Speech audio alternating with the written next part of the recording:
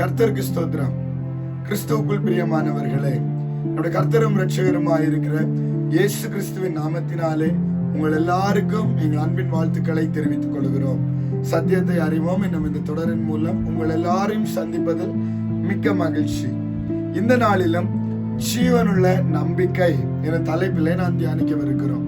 1 பேதுரு 1வது அதிகாரம் 4வது வசனத்தில் அவர் இயேசு கிறிஸ்து மரித்தோரிலிருந்து எழுந்ததினாலே அழியாததும் மாசற்றதும் வாடாததுமாகிய சுதந்திரத்திற்கு எதுவாக ஜீவனுள்ள நம்பிக்கை உண்டாகும்படி தமது மிகுந்த இரக்கத்தின்படியே நம்மை மறுபடியும் ஜெனிப்பித்தார்.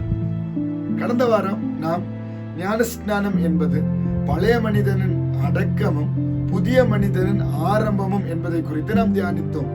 இப்படி ஞானஸ்நானத்தின் மூலம் ஜலத்தினால் கழுவப்பட்டு புதிய ஜீவனில் வாழும் தேவனுடைய பிள்ளைகளுக்காக நம்முடைய தேவன் ஆயத்தமணி வைத்திருக்கும் அந்த சுதந்திரம் தான் என்ன?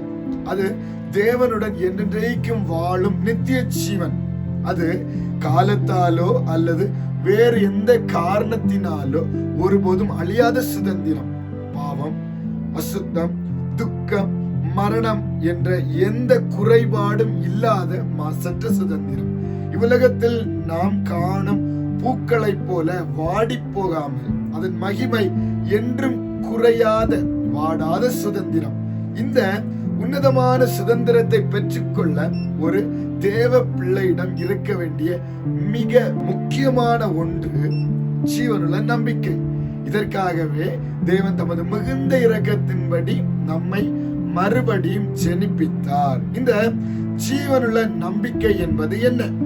இயேசு கிறிஸ்து மரித்தோரிலிருந்து எழுந்து இன்றும் உயிரோடு இருக்கிறார் என்பதன் மேல் நாம் வைத்திருக்கும் அசைக்க முடியாத நம்பிக்கையே ஜீவனுள்ள நம்பிக்கை.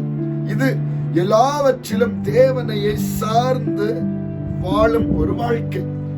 ஆபிரகாமின் உதாரணத்தை நாம் பார்க்கிற பொழுது விசுவாசிகளின் தகப்பனாகிய ஆபிரகாமை பற்றி சிந்தித்து பாருங்கள்.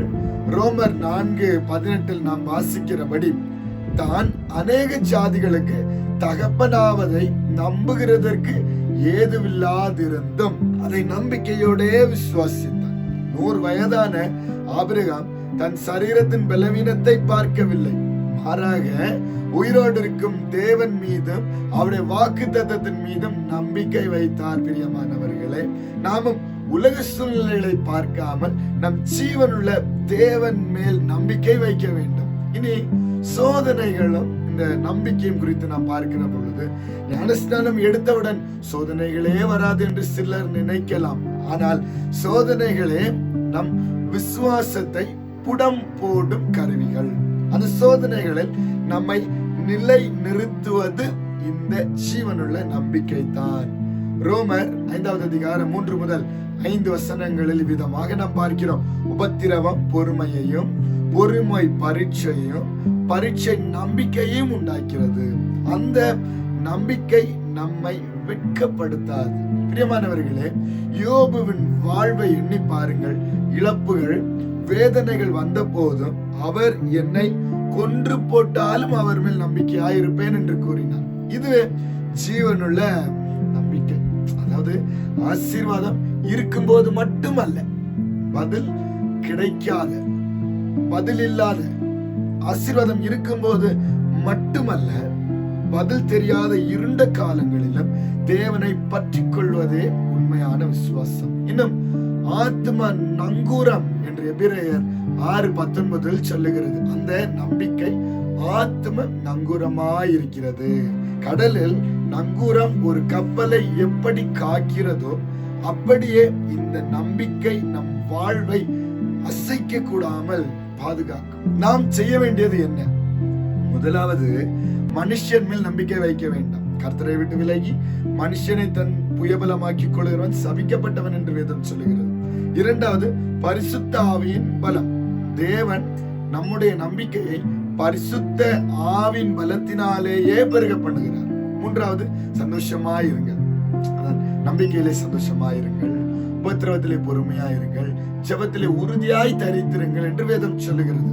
நாம் ஆரம்பத்திலே கொண்ட நம்பிக்கையை முடிவு பரியந்தம் உறுதியாய் பற்றி கொண்டிருப்போமே ஆகிய கிறிஸ்துவில் பங்குள்ளவர்களாய் இருப்போம். பிரியமானவர்களே, இப்பொழுது தேவனுடைய பிள்ளைகளாய் இருக்கிறோம்.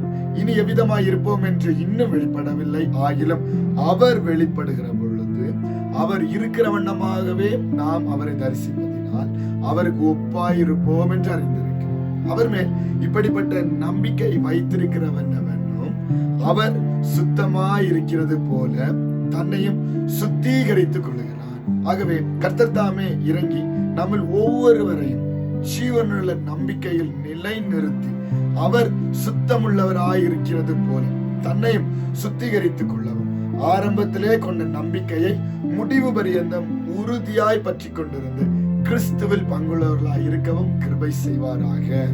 ஆமென்.